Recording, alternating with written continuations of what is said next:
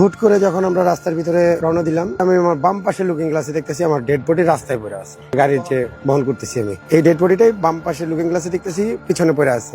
মানে চোখের ইয়েতে তো ভয় তো লাগতেছিল অবশ্যই, যেহেতু আমিও একটু অল্প বয়সে, আমার যে আছে ও একটু অল্প বয়সে, মানে আমরা মানে শখে শখে এটা শুরু করছিলাম। তো বলতেছি হৃদয় পিছনে তাকাও, পিছনে তাকাও, মুখে আমাকে পিছনে তাকাও। লাস্ট কই আমি গাড়ি ব্রেক দিয়ে দিছি। চারপাশে অন্ধকার, এই পাশে আপনার খালের মতো, এই পাশে একটু জঙ্গলের টাইপের, বাম পাশে নদীর মতো যে খালগুলো থাকে না, মাছ চাষ করে। আমি বলতেছি ডেড বডি তো পিছনে পড়ে গেছে, ব্যাগটা কি লাগাও নাই? ভাই সব লাগানো, আপনি কি করেন?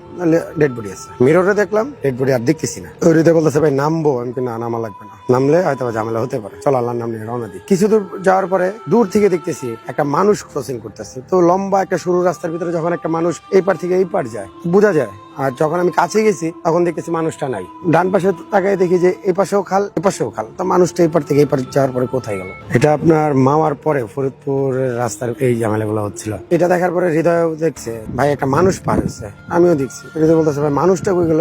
এই শুরু হলো আমাদের সবচেয়ে ভয়াবহ ঝামেলা। ও যখন বললো মানুষ কই গেল, মানে ফেস দেখা যায় না, তবে লুঙ্গি পরা ছিল, একটা সাদা শার্ট পরা ছিল, এরকম টাইপের, মানে আবার মতো দেখছি যে একটা মানুষ পার হচ্ছে লাইটের আলোতে, যতটুকু দেখা যায় দূর থেকে দেখা গেছে। তবে আমার দুনো পাশেই ফাঁকা জায়গা, সেখানে আপনার একটা মানুষ পার হলে কিন্তু দেখা যাবে, আমরা সেটাও দেখিনি।